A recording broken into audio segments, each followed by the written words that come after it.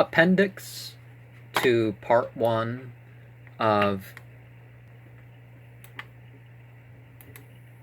Devil Worship, the Sacred Books and Traditions of the Yazidis by Isya, Joseph, and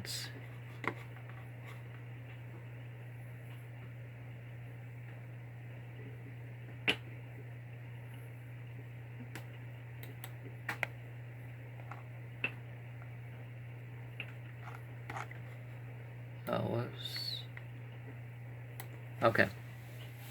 They say our hearts are our books, and our sheikhs tell us everything from the second Adam until now, and the future. When they notice the sun rise, they kiss the place where the rays first fall. They do the same at sunset, where its rays last fall. Likewise, they kiss the spot where the moon first casts its rays, and where at last casts them. They think, moreover, that by the multiplication of presents to sheikhs and idols, they keep troubles and afflictions away. The ancient Egyptians, which are actually were a newer culture than the Yazidi in their more ancient roots, Ibrahim was said to have taught among them. This is an Egyptian inscription. I don't remember the number or the source right now, but one of the things in that document was that an evil fire being comes and draws attention to the graven images.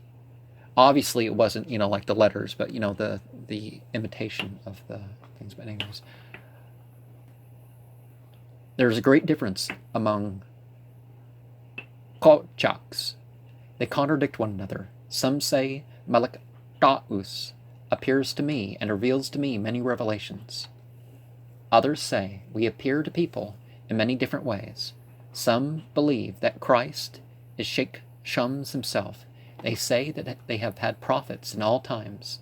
The Kolchaks are prophets. One of the Kolchaks says in one of his prophecies, I was in Jonah's ship, where a lot was cast in my presence. It fell on Jonah, and he was thrown into the sea, where he remained 40 days and nights. Another said, I am sitting with the great God, who said, I hope the time will come while I shall send Christ to the world. And I said to him, yes. Then they sent him. After making a sign in the sun, Christ came down to earth, and he appeared to our sect only, and made for us 7 circles, which are at Sheikh Adi. Now he appeared to us because we observe the necessary order which other sects do not observe. Their origin and race are unknown. Ours are known. We are emirs and sons of emirs. We are sheikhs and sons of sheikhs. We are Kolchaks and sons of Kolchaks, etc. But Christians and Muslimin make priests and mullahs for themselves out of those who had none of their kindred in those offices before, and never will have afterwards. Göbekli Tepe, actually, and sites like that are said to be Yazidi sites. We are better than they. We are allowed to drink wine, and our young men also may desire it, when they, in the company with women, engage in religious dancing and playing. Some of the Kolchaks and sheikhs, however, are not allowed to drink it. When one is about to die, he is visited by a Kolchak, who places a bit of Sheikh Adi's dust in his mouth. Before he is buried, his face is anointed with it. Moreover, the dung of sheep is placed on his tomb. Finally, food is offered on behalf of the dead. The Kolchaks pray for the dead at the graves, for which service they are paid. They tell the relatives of the dead what they see in dreams and visions, and the condition of their dead, whether they have been translated to the human or animal race. Some people hide silver or gold coins, and they plan to take them out in case they are born the second time in this world. Some believe that the spirits of many righteous persons travel in the air. These spirits make revelations to the Kolchaks, who are acquainted with the world of mysteries and secrets. Life and death are in their hands. Hence, the fate of the people depends on the gratitude and honor which they show the Kolchaks. According to Yazidis, hell has no existence.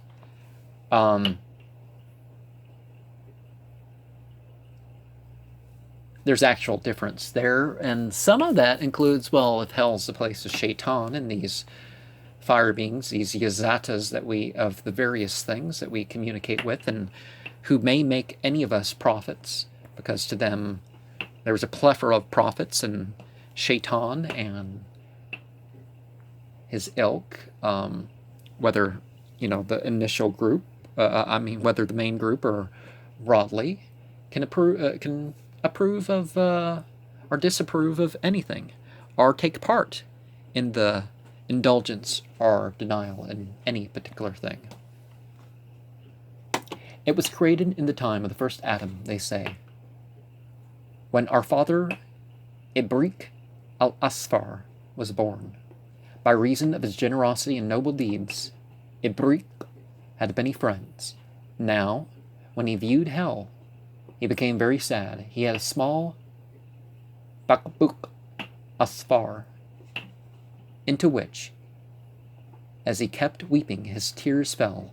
In 7 years it was filled. He cast it into hell, and its fires were put out, that mankind might not be tortured. This incident relates to one of the noble deeds of our first father, Ibrik al-Asfar.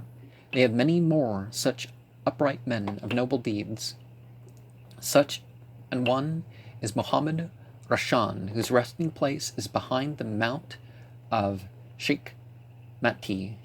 He, Rashan, is exceedingly strong, so that the most sacred oaths are sworn by him. If anyone becomes sick, he takes refuge in making vows to Hassan, i.e., the pillars of idols. Now there is a place in religious pilgrimage which is called Sit Nafissa. This place is a mulberry tree in the village of Ba Ashika. Another such place is called Abdi Rashan, and is in the village of Qarabek.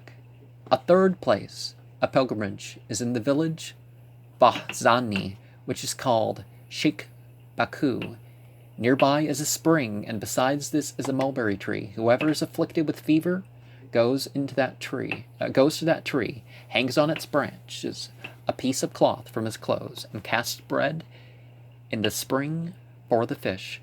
All this he does, that he may be cured. They entertain the belief that whoever unties or shakes off one of the shreds of cloth will catch the disease which the man was inflicted when he hung it up. Now, regardless of one's faith, one's offerings, avoid the modern poisons and whatnot. Try to make natural, wholesome offerings. If you're going to do a sepsis thing.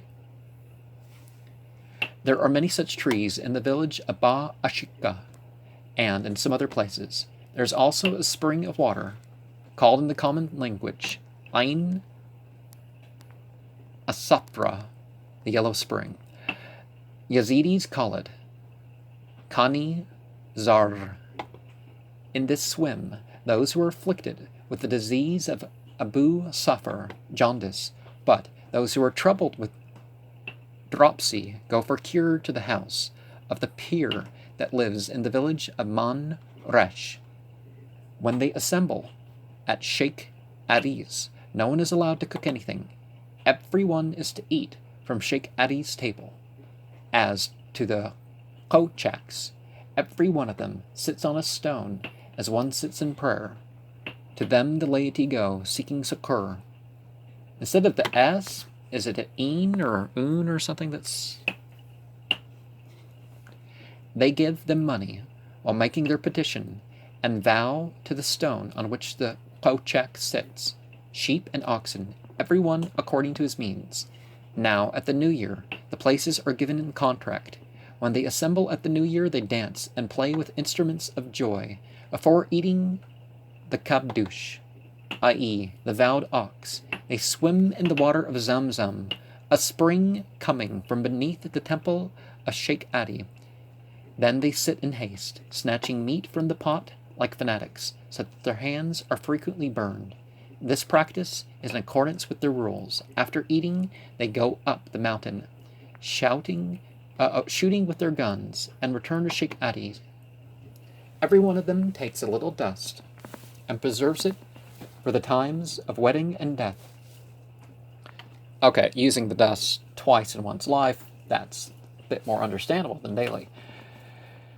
They wear entwined girdles, which they call the ties of the black belt. They baptize these and sanjaks with water of Zamzam. He who is called Jawish, wears a stole which is woven from the hair of a goat. It is 9 spans in length, and around it are tinsels. When the gathering comes to an end, they collect the money from the kochaks and the contractors and bring it to the emir. After everyone is taken according to his rank, the remainder goes to the emir. They have another gathering, which takes place at the feast of Al-Hijjaj. At this pilgrimage, they go up to the mountain, which is called Jabal al-Arafat. They remain there an hour. They hasten towards Sheikh Adi. He who strives there before his companions is praised much. Hence, everyone tries to excel. The one who succeeds receives abundant blessing. See, they could bring up stuff, and people would presume they were talking about something else.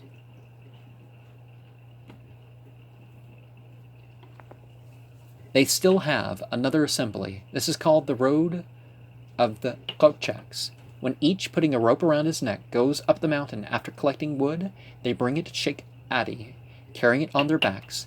The wood is used for heating purposes and for the emir's cooking. During these assemblies, the sanjaks are passed around. In the first place, they are washed with water made sour with sumac, in order to be cleansed from the rust. The water is given away in drinks, for purpose is a blessing. In return, money is taken.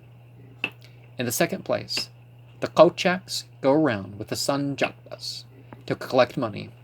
In their preaching, the sheikhs tell the people that all the kings have come from their descent, such as Nizrach, who is Nasr ad-Din, and Kamush, who is Fakhr ad-Din, and Artamis, who is Shams ad-Din, and many others, as Shabur and Yoram, and many royal names of ancient kings, together with their own Yazidi kings, are from their seed. The sign of the Yazidis is that he wears a shirt with a round bosom. It differs from that of other people, the bosom of whose shirts are open all the way down.